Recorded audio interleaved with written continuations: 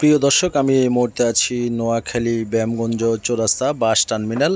এখানে যে গাড়িগুলো লাকসাম হয়ে ঢাকার দিকে যাবে সেই এখানে কাউন্টার রয়েছেন। এখান থেকে 2100 এক্সপ্রেস, হিমাচল, লাল সবুজ, তারপর ঢাকা এক্সপ্রেস, ইকোনো প্রত্যেকটা গাড়ি ঢাকার উদ্দেশ্যে ছেড়ে যায়। আসলে আমি আজকে ভিডিওটা বানিয়েছি শুধু এই ভাইটাকে নিয়ে, যাকে ভিডিওর স্ক্রিনে দেখছেন। আসলে সেই একজন প্রতিবন্ধী, দেখতে পাচ্ছেন। আসলে জীবনের সাথে যুদ্ধ করে এবং সংগ্রাম করে তার সাংসারিক এবং বাচ্চা কাচ্চা বা আদার্স ফ্যামিলি চালানোর জন্য সে এখানে সবার কাছে সাহায্য চাচ্ছেন। তবে এই ভিডিওটা করার উদ্দেশ্য একটাই, প্রিয় দর্শক, আপনারা যারা ভিডিওটা দেখছেন বেশি বেশি করে শেয়ার করবেন। আর এই ভাইটা আছে নোয়াখালী ব্যায়ামগঞ্জ চৌরাস্তায় বাস টার্মিনালের সামনে।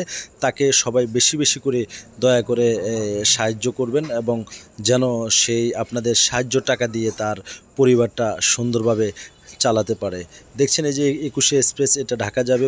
আর আরেকটা জিনিস জানিয়ে রাখছি, শেষ প্রত্যেকটা গাড়িতে উঠে প্রিয়